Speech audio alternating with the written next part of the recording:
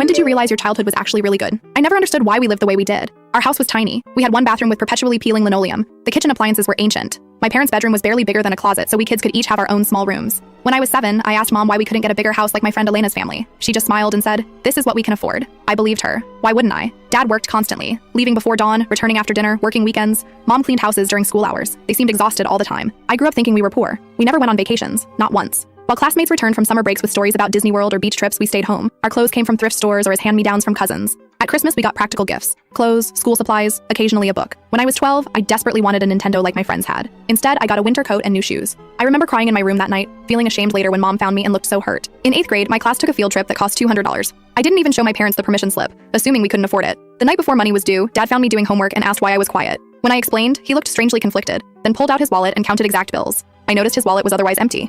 In high school, I started babysitting to earn money for the things I wanted. My older brother Rodney got a job at the grocery store. We never saw Dad relaxing. He was either working or fixing something around the house. Mom darned socks instead of buying new ones. They wore the same clothes year after year. Dad's work boots were patched so many times they were more repair than original material. When I was 15, our refrigerator died. Instead of buying a new one, Dad spent the weekend fixing the old one. His hands were cut and bruised afterward. When I asked why we didn't just get a new one, he said, "No need to waste money when this one's still good." The repaired fridge lasted another 8 years. During my senior year, Mom got sick, really sick with pneumonia. She still went to work cleaning houses, running a fever. When I found her medication hidden in her purse, I realized she hadn't filled half the prescription. Later, I learned it was because Kendra needed new glasses that month. The summer before college, I panicked about how we would afford it. I'd gotten into my dream school but hadn't applied for enough scholarships. When I finally broke down crying at the dinner table, Mom and Dad exchanged a look I couldn't decipher. "We've got it covered," Dad said. I assumed they meant loans. I felt guilty about the debt they'd take on, but selfishly relieved. When I arrived at college with my brother Devin, who was starting his 3rd year, we were both surprised when the bursar said our tuition was paid in full. I figured it was a clerical error that would be fixed later. It wasn't until my younger sister Kendra started college 2 years later that I finally understood. All 4 of us, Rodney, Devin, me, and Kendra, had our entire education paid for. No loans, no debt, just paid in full in cash. I confronted Mom during Thanksgiving break my junior year. She was wearing the same sweater she'd had since I was in elementary school, now patched at the elbows. "How are you paying for all this?" I asked. She hesitated before showing me a folder of financial statements.